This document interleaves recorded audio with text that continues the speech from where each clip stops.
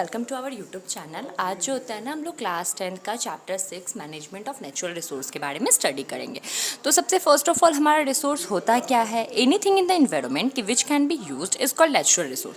दुनिया का कोई भी चीज़ जिसको हम लोग इस्तेमाल कर रहे हैं तो वो हमारा क्या कहलाता है? रिसोर्स कहलाता है। Some of important natural resource are forest and wild life, water, coal and petroleum. कुछ जो होते हैं इंपॉर्टेंट नेचुरल रिसोर्स हैं हमारे पास कौन कौन से, जैसे फॉरेस्ट हो गया, वाइल्ड लाइफ हो गया, कोल हो गया, पेट्रोलियम हो गया, ये सब हमारे पास नेचुरल रिसोर्स है। A system of controlling the use of natural resource in such a way as to avoid their wastage and to use them in more effective way is called management of natural resource. अब एक ऐसा system जिसमें हम लोग क्या करते हैं, resource को किस तरीके से यूज़ करना चाहिए और किस तरीके से हम लोग जो होता है उसको मैनेज करते हैं, जो चीज़ इस बात पे ध्यान देती है वो हम लोग क्या बोलते हैं? मैनेजमेंट ऑफ नेचुरल रिसोर्स, मतलब नेचुरल रिसोर्स को मैनेज करने का process. The natural resource are a tool of development for human being but it should be sustainable development. जो नेचुरल रिसोर्स होता है एक ऐसा तरीका होता है, एक ऐसा जरिया होता है जिसमें हम लोग डेवलपमेंट करते हैं, ठीक है, जो कि हमारे डेवलपमेंट के लिए ज़रूरी है। लेकिन ये जो रिसोर्स है ना, इसको हम लोग को सस्टेनेबल डेवलपमेंट की ज़रूरत है। अब सस्टेनेबल डेवलपमेंट क्या होता है? ऐसा डेवलपमेंट जो हमारे ना प्रेजेंट के नीड को पूरा करे, ठीक है, लेकिन जो होता है ना विदाउट फ्यूचर के कॉम्प्रोमाइज़ किए बिना, ठीक है, बिना, जैसे मानिए अगर हम फॉर एग्जांपल कोल का यूज़ कर रहे हैं तो हम कोल का उतना ही यूज़ कर सके जितना जो होता है हम लोगों के लिए ज़रूरी हो। अगर फ्यूचर के में अगर कोल ख़त्म होते जा रहा है तो हम लोगों को कोल का यूज़ बंद कर देना चाहिए। तो सस्टेनेबल डेवलपमेंट उसी चीज़ को बताता है कि ऐसे रिसोर्सेज जिसका यूज़ हम लोग प्रेजेंट में करें लेकिन फ्यूचर के साथ किसी भी तरीके का कोई कॉम्प्रोमाइज़ ना करें, ठीक है। एंड टू प्रोजेक्ट, बहुत सारे लोग जो होते हैं ना इस इन्वायरमेंट को प्रोटेक्ट करने के लिए अपना जो होता है डेली पर डे जो होता है अपना योगदान देते रहते हैं। अब हम लोग पढ़ेंगे why do we need to manage our resource. अब हमारा सबसे इम्पॉर्टेंट टॉपिक है कि रिसोर्स को मैनेज करना क्यों ज़रूरी है। तो all the things which we use such as food, cloth, furniture, fuels, vehicle, water etcetera are obtain from the resource on this earth. जितनी भी चीज़ें होती है जैसे कपड़ा हुआ, बुक, कॉपी, टेबल, खाना पीना, ये सब जो है रिसोर्स की कैटेगरी में आती है क्योंकि इसका हम लोग यूज़ करते हैं। We need to manage our natural resource because of the following reason. हम लोगों को ना अपने रिसोर्सेज को ना मैनेज करने की ज़रूरत है। इसके पीछे बहुत सारे रीज़न हैं। अब क्या क्या रीज़न है हम लोग उसके बारे में पढ़ेंगे। कल करे सो आज कर, आज करे सो अब, पल में परलय होएगी, वीडियो लाइक करेगा। डिस्कस कर रहे हैं ना कि हम लोगों को नेचुरल रिसोर्स को मैनेज करने की ज़रूरत क्यों होती है, तो अब हम लोग उसके बारे में पढ़ेंगे। तो हमें नेचुरल रिसोर्स को मैनेज करने की ज़रूरत इसलिए होती है क्योंकि the resource are of the earth are limited. हमारे जो अर्थ में जो रिसोर्स है ना वो लिमिटेड है। मतलब लिमिटेड का मतलब क्या होता है? हमारे अर्थ पे जो रिसोर्स है ना वो बहुत कम मात्रा में है, ठीक है। एक लिमिटेड अमाउंट में अगर हम लोग ये सोचें कि हम लोग उसको वेस्टेज करेंगे, उसका वेस्ट यूज़ करेंगे, तो ये पॉसिबल नहीं है because of the rapid increase in human population. ऐसा क्यों है? क्योंकि जो होता है ना आज के टाइम में दिन प्रतिदिन जो होता है पॉपुलेशन बढ़ते जा रहा है, ठीक है।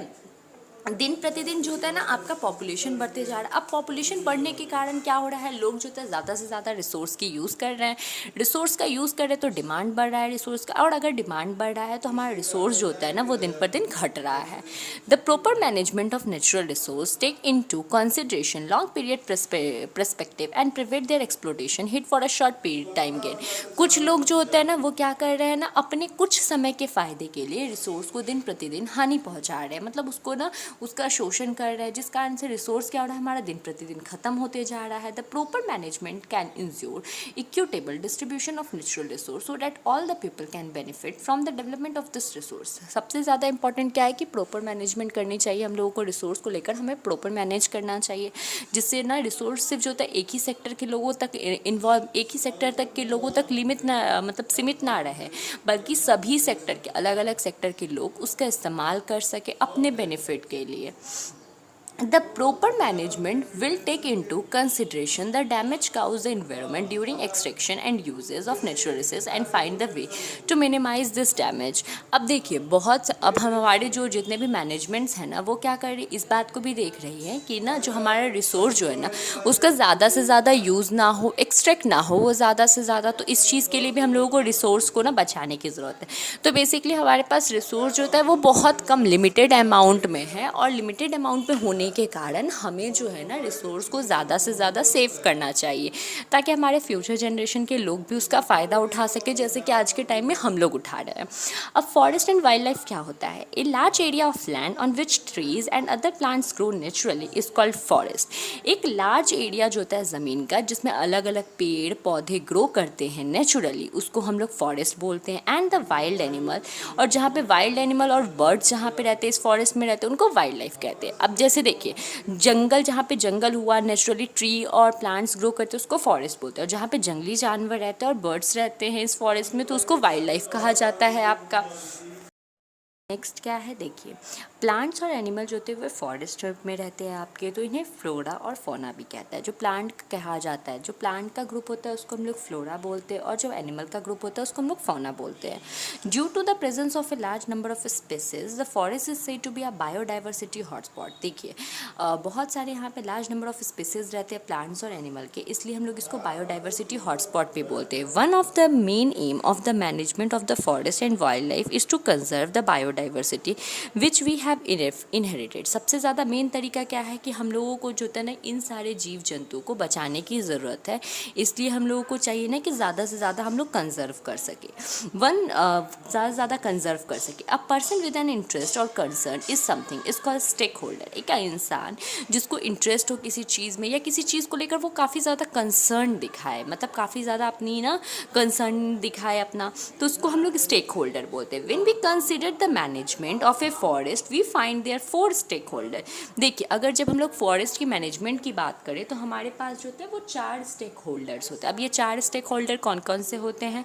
तो सबसे पहले होता है the people who live and around the forest and are depend to some extent on forest produce to lead their life. अब ऐसे लोग, ध्यान से समझिएगा, अब ऐसे लोग जो क्या होते हैं ना, जो फॉरेस्ट के आसपास है, मतलब वहाँ के आसपास वाले जो जनता होते हैं ना, वही लोग क्या कर सकते हैं, फॉरेस्ट को ज़्यादा से ज़्यादा कंजर्व कर सकते हैं, वही लोग फॉरेस्ट को ज़्यादा से ज़्यादा बचा सकते हैं हमारे।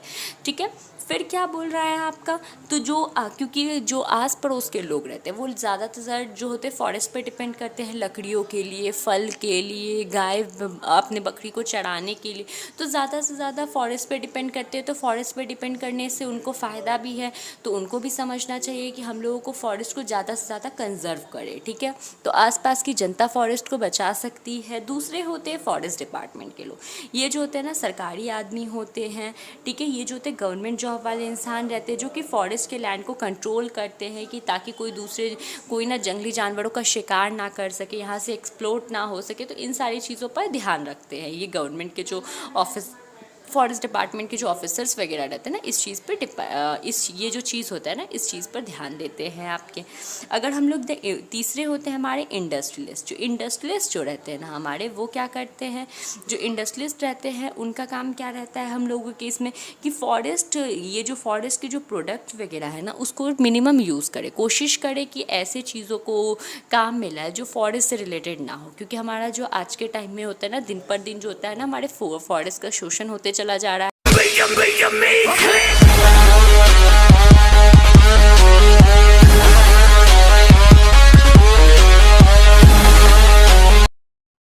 ना कि सिर्फ जो होता है गवर्नमेंट के आगे आने से ये कुछ नहीं होगा, हमारा फॉरेस्ट कंजर्व नहीं होगा। फॉरेस्ट को कंजर्व करने के लिए आम जनता के साथ साथ क्या होता है, बहुत सारे लोगों की नीड्स की भी ज़रूरत है हम लोगों को। जब तक लोग जो होता है आगे बढ़ के नहीं करेंगे, तब तक जो होता है कोई भी किसी भी तरीके का कोई हेल्प नहीं हो सकता। सरकार जो होती है वो सिर्फ पैसे लगा सकती है, लेकिन उसको प्रॉपरली यूज़ करना वहाँ के जनता के हाथ में होती है। अगर जनता जो होता है उस पर प्रॉपरली ध्यान दे तो ये हमारे लिए और ज़्यादा आसान हो जाएगा।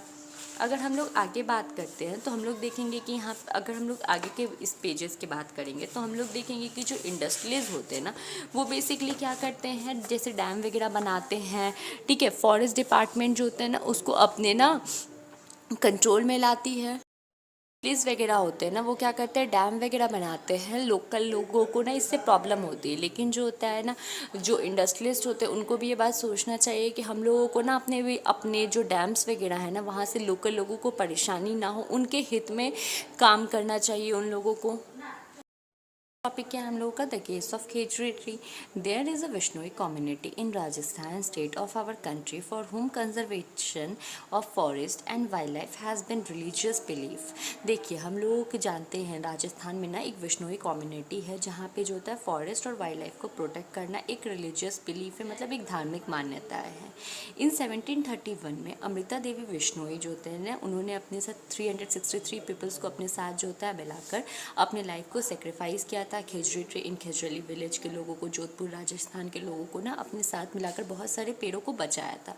दिस शो डैट, ये हम लोगों को दिखाता है कि किस तरीके से आम लोग जो होते हैं ना वो कंजर्वेशन ऑफ नेचुरल रिसोर्स को कंजर्व करने में किस तरीके से इंटरेस्टेड है। The government has recently instituted the Amrita Devi Vishnoi national award for wild life conservation in the memory of Amrita Devi Vishnoi. Government, हमारी जो सरकार है ना, उन्होंने हाल ही फिलहाल जो था अमृता देवी विश्नोई के याद में क्या किया है ना, एक अमृता देवी विश्नोई नाम का एक ना अवार्ड दिया गया है, जो कि किस लिए दिया जाता है, लोगों को ना, जो लोग जो होता है ना हमारे फॉरेस्ट को कंजर्व करते हैं, जो लोग फॉरेस्ट को कंजर्व करते हैं उनको प्रोत्साहन देने के लिए क्या किया गया है, इस नाम का जो होता है उनको प्राइज़ दिया जाता है, अवार्ड दिया जाता है आपका। अगर हम लोग नेक्स्ट बात करें तो हम लोग देखेंगे कि खेजड़ी ट्री, सबसे पहले अगर इम्पॉर्टेंट क्वेश्चन की बात करें तो खेजड़ी ट्री कहाँ पाया जाता है आपका, खेजड़ी वाला ये जो है वो कहाँ है आपका, तो ये आपका विलेज जोधपुर में मौजूद है आपका। तो यहाँ पे जो होता है ना, जो आम जनता थी ना, तो यहाँ पे आम जनता जो थी ना, उन्होंने क्या किया, मिलकर जो होता है ना पेड़ को बचाया, फॉरेस्ट को प्रोटेक्ट किया, ठीक है। जो फॉरेस्ट एंड वाइल्ड लाइफ वगैरह जो थे उनको प्रोटेक्ट किया। इससे हमें क्या पता चलता है, इससे हमें हम लोगों को ये बात क्लियर हो जाता है कि हम लोगों को ना ज़्यादा से ज़्यादा फॉरेस्ट वगैरह के प्रति अगर गवर्नमेंट की भूमिका होती है तो उसमें आम जनता की भी उतनी ही भूमिका होती है। अगर गवर्नमेंट जो होता है उसको सेव करने के लिए रिस्पॉन्सिबल है, तो आम जनता को भी उस फॉरेस्ट एंड वाइल्ड लाइफ को प्रोटेक्ट करना चाहिए ज़्यादा से ज़्यादा।